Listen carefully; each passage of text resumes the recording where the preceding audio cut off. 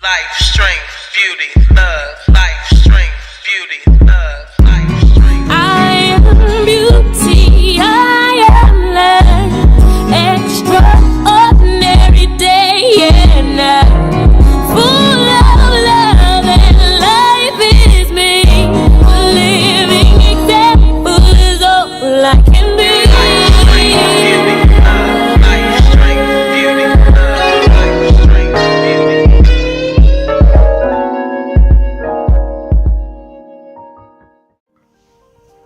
Welcome back to another episode of the Necol Scott Show. I am your host, Necol Scott, and I have a very special guest for you today, Nazharae. Nazharae is going to piggyback off of last week's episode, since April is Sexual Abuse Awareness Month. So come sit back, relax, and sip your tea with me.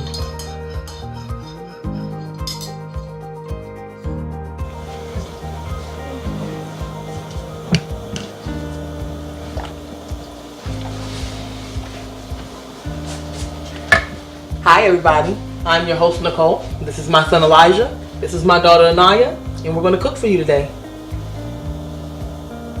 So what we're preparing today are the baby potatoes with an herb sprinkle on it, and my son Elijah is going to start doing that for you. So Elijah, you can dump the potatoes in. Don't be afraid of the water, it's not going to kill you, it's just water. Did it scare you? A little bit? Put that in the sink. My daughter Anaya is going to be helping me with the chicken, and we're going to dice up some chicken and show you how I do it. Just going to cut it long ways, pull it apart, and just dice it. You don't want them too small, but you don't want them too big. You want them bite-sized so it's easy to get into your mouth, and you don't look like you're being greedy. Put them into your bowl, and I'm going to dice the rest of this up. We've been marinating the chicken in a balsamic vinaigrette. Any vinaigrette will do. I've also seasoned the chicken with garlic powder, onion powder, thank you Elijah, black pepper, Wegmans Cajun spice seasoning, cayenne pepper, and minced garlic. I love garlic and onions, but I'm not putting regular onions in it today. I'm only going to use the onion powder. So I'll finish cutting up my chicken.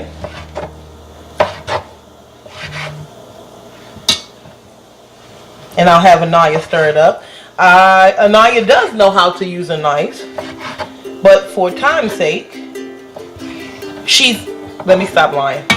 She is 80% there. She still has a little bit more knife skill training to learn. Anaya wants to be a chef when she grows up, right? Yeah. First she wanted to be a doctor and a lawyer, but then she likes food so much she said, I'm just going to be a chef. So we'll dice that chicken up. I'll have Anaya stir the chicken. Excuse me, Elijah. I'm going to wash my hands.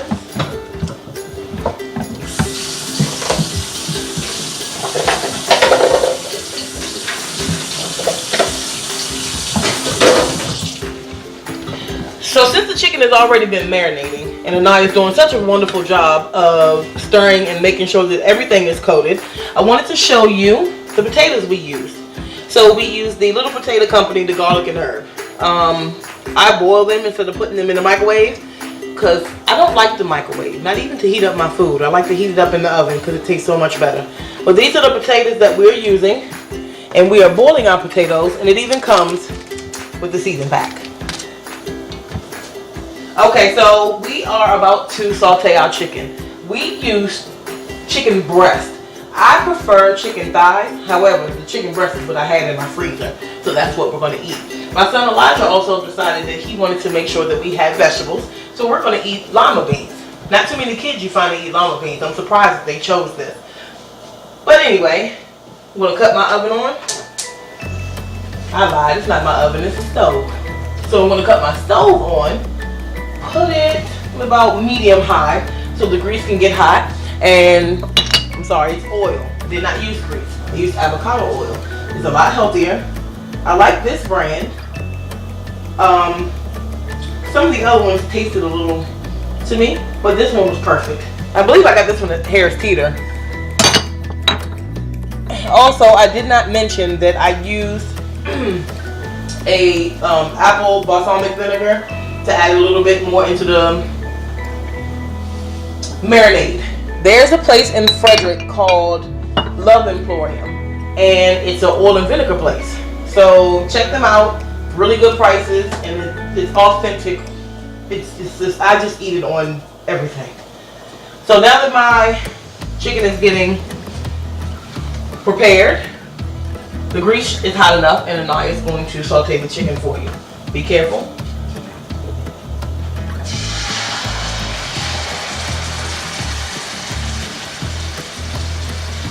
Keep the spatula. Actually, you can put the spatula in the sink with the bowl. Rinse and just put it down in the sink. Pour water in it. A little bit of water. And go ahead and get one of these wooden spoons. This one? Yep, that's fine. Okay. Go ahead and stir it. You know how to cook.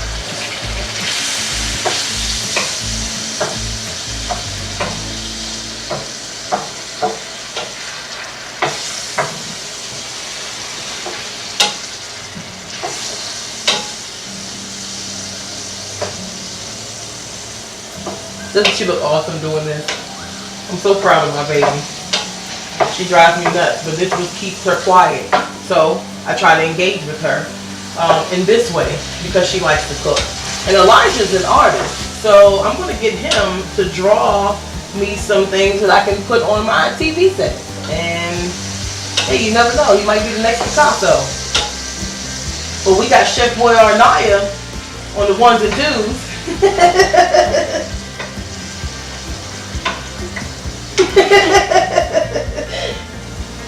She said it's all natural day today, y'all. So her and I are wearing our hair all natural today. While that's cooking, the potatoes are actually cooking. They're doing very well. Elijah, can you look in the dishwasher and get me a clean fork so you can check your potatoes? Yes, ma'am.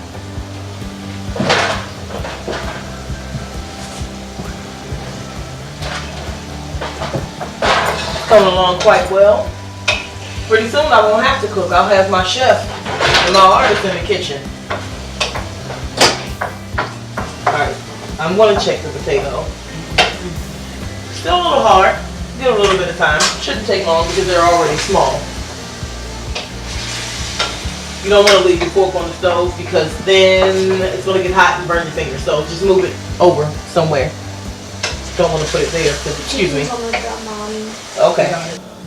The chicken's almost done, and the reason why I like cooking chicken is because it's the most easiest thing to cook. And I like cooking because I think it's really fun, and I like to help people out sometimes whenever I'm cooking.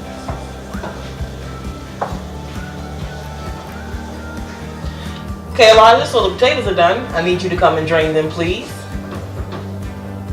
Be very careful because the water is hot. Is the steam hot? Now turn the pan around. There you go. Put the pan back on the stove.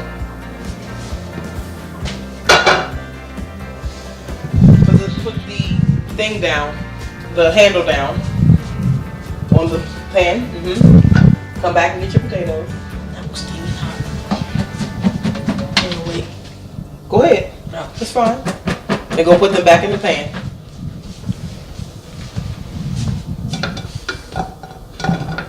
Great job. Put that back in the, you know where it goes. Okay, so we're gonna add the seasoning, and because I don't like to use a lot of butter, I'm going to use the avocado oil because I don't have any more of the olive oil.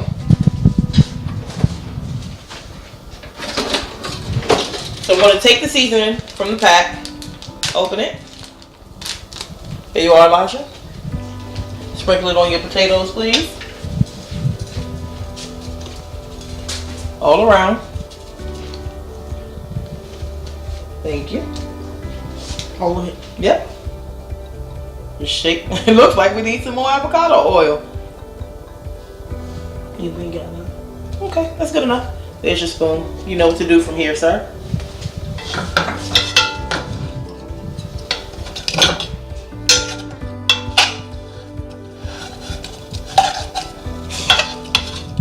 Mix it. It's time to eat. So I'm gonna go ahead and add. I know that you should not eat a lot of potatoes, but I absolutely love potatoes. I'm a big starch person, which is probably why it's a little harder for me to lose weight. Go ahead and add my lima beans. I've already added the salt and pepper to the lima beans. And I'll add my chicken. Try to get as much sauce on it as I can. You don't want to eat too much. I got to feed my babies. They did help cook. And they eat just as much as I do. There we go. And voila.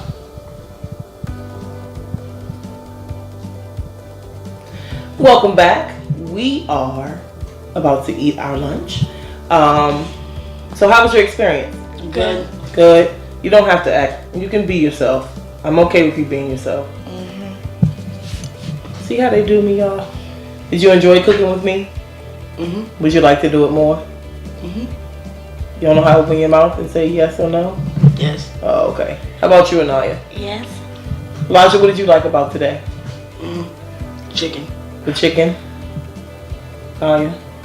Chicken. Oh. Okay. All right. I love the beans. So, you know that I am come sit back, relax, and sip your tea with me. So, today's tea is this is my favorite. It's the honey bush mandarin and orange tea.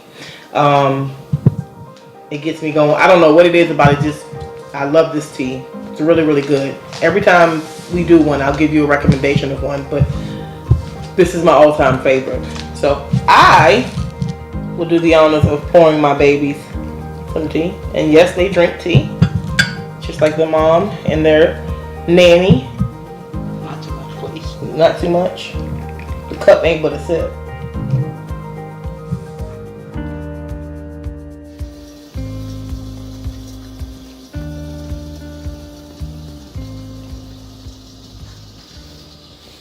So here with me today, I have Nazharae. And Nazharae is a artist. She is a singer. And she is an aspiring model. Please help me in welcoming Nazharae. Hey guys, how are you? So Nazharae is here and she will be speaking with us about her experience of her sexual abuse and childhood trauma. So tell us whatever you'd like us to know right now and I'll ask whatever questions will help. So I've been in abusive relationships in the past with ex-boyfriends, and they've taken advantage of me and like fed me promises that they couldn't keep.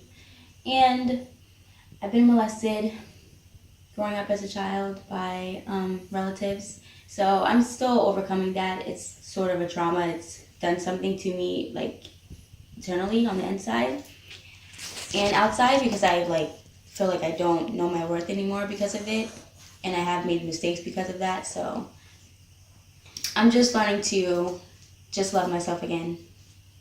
And that's what we are all about. All about self-healing, all about letting go of what you can't control. So in that, let me ask you, do you still have contact with those particular family members? The two that molested me, my twin, they still live with us to this day in my mom's house. I still live with my mom currently, so they still are there.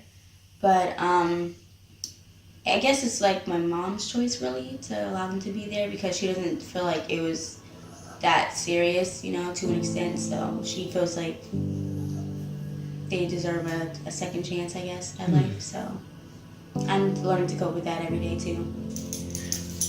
How do you deal with them being in the same house as you, knowing what they've done? I try to just avoid them. I'm barely like in the house all the time around them. But when I do have to talk to them, like for my granddad, for example, or if I need something from my stepdad, I just ask them, and then I just keep it at a distance, you know? So correct me if I'm wrong, you're saying that it was your stepfather and your grandfather. Yeah. Whew. As a mother, I could never allow that. My children come first. But I don't know your mother's situation, so I would never be judgmental or even how she thinks about it, because what I learned when I went through what I was going through was that my mother had her own trauma that she went through. And the only reason I don't speak about it now is because, and who the person was, is out of respect for her because she asked me not to. And that's her healing and I can't take it away from her. So my next question to you then would be, what do you feel should happen to people who molest children, especially adults, the ones that know better? Well, all adults should know better. I feel like personally with them too, I feel like they should have just did jail time, because that's like not okay, whether it's to an extent like to the point where they didn't actually physically rape us, you know, but they still tried to come at us like that, you know, which is still something serious, because my granddad actually like tried to grab me. He grabbed me from my pussy, like from the back up. Sorry, excuse my language, but yeah, like he still tried to touch me, and then he tried to validate his answer with, oh, so your boyfriend can touch you but I can't touch you? And he said that in front of my mom too. And then like how she went about it after he said that, it was like, actually both of them were honest and told my mom that they did. So I don't know why she didn't, you know, take the further steps to do that, but I don't know. It's just really confusing. I don't really like to talk about it all the time because it's just, I'm not fully over it yet, so it just doesn't make sense to me. Like every time I talk to her about it, she never really has a real answer. Like, you know? And I really just feel like it's because of the things that she went through as a child, because she has trauma and she's also been molested and raped by a family member too. So I feel like, is that her father? It's not her biological father. Okay. Yeah, but she didn't know neither one of her parents. Her mom died when she was born, and she never knew her dad. Okay. How has being molested affected your life? I have more trust issues than I did before with men per se, because I just feel like now I can't really trust guys like that, because I feel like if I say no, I don't know what's gonna happen. So, like, I actually have been raped also by a different person, not by them, but this other guy that did what he did, he basically he just tried to justify him doing that because he was saying, like, pretty much, oh well, I just want you to say that you're okay with it, so I don't feel bad for me doing this, even though I wasn't okay with it, you know? And I told him that I didn't want to do it, and he just kept threatening me. I didn't know what to do at the moment because I didn't have weapons, I didn't have anything, so I was just really nervous. So I guess I feel like I put most of the blame on myself for, like, letting these people into my life and, like, not knowing how to, like, say no or get out of certain situations, you know? I understand. But what I have learned now is I don't care where you are, nobody has the right to do anything that you tell them no about. There's no excuse for any person to put their hands on anybody else. I don't care what type of touch it is, especially a child. So your career, you are an aspiring singer and a model. So do you feel like this holds you back from doing and being the potential that you could be? Yeah, I feel like most of my, like, trauma and pain holds me back from my full potential because I don't really know who I am anymore. So it's like I'm still trying to, like, become the person that I want to become, and I'm not fully there yet. So I feel like it is holding me back to an extent. Yeah, I feel like it could be better, and I could, you know, express myself more if I didn't have all this baggage with me, you know. But I feel like everybody has baggage, so right. I just have to, I guess, cope with it better than how I used to cope with it, which is drugs and all that other stuff, like sex or whatever. Right. So then that will bring me to my next question. Before talking about what you went through and actually telling people and being open about it, how did you cope with it? Like, what you mentioned, drugs, alcohol. which is similar to what I went through, Mm-hmm. and the things that I was doing at first, before I was able to talk about and not be angry and, you know, heal within myself. So what things did you do to cope with what had happened? I always felt like I needed male attention because I didn't have that male figure in my life, like my actual father, you know. So my stepdad was there for us since we were 7, but my actual dad, he was in and out of our lives. He was barely really there. So I never really felt that real bond and connection with my dad, and how it's supposed to be like to really feel loved by a male, and how it's supposed to be, like, you know, the right way. So I feel like that played a big part. My dad wasn't in my life. I feel like that definitely had a lot to do with how I grew up and stuff, and how I went about it with, you know, guys that I met or guys that I chose to be with, because I didn't know what kind of guys I was supposed to avoid and what kind of guys I was supposed to be with. Okay. So I went to drugs. I was doing cocaine heavy for 2 years, and I stopped doing it because I OD'd in my room, and my mom found out. So I just decided to stop doing drugs and just put all of my emotion and my pain into my music. So that's where I'm at with it right now. Okay. Well, did you do you think that, how can I put this? Do you think that the drugs helped you?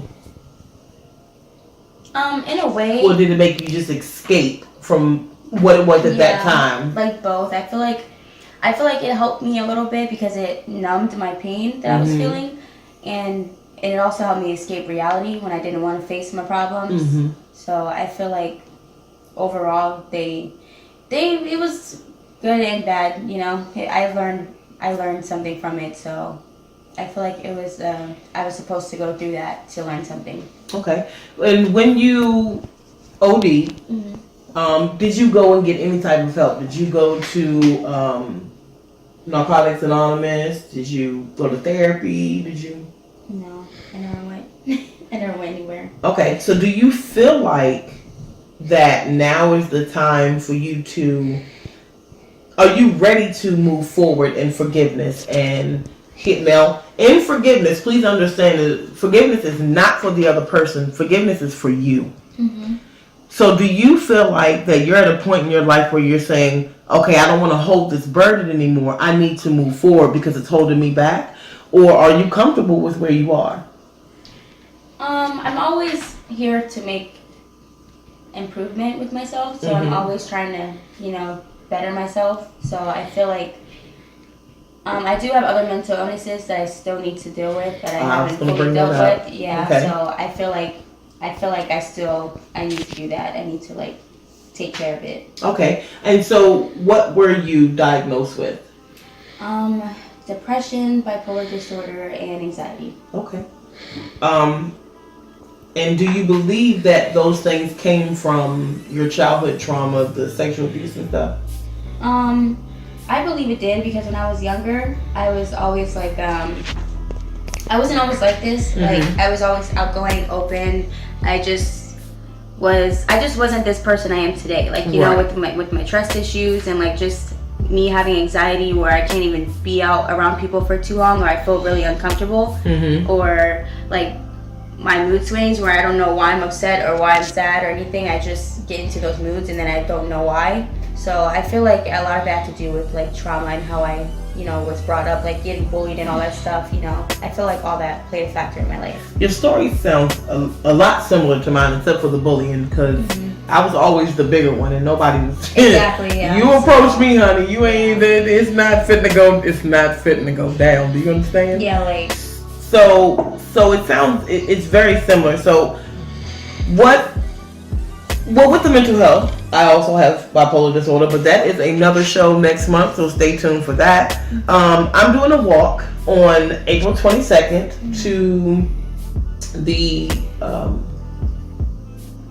26th of April, and I am walking the 100-mile challenge to bring awareness to mental health. So if you wouldn't mind, I'd like to put a poster with your name on it, stick it on the side of the road, so we can video and people can know that this person is a survivor or this person is in recovery from mental illness.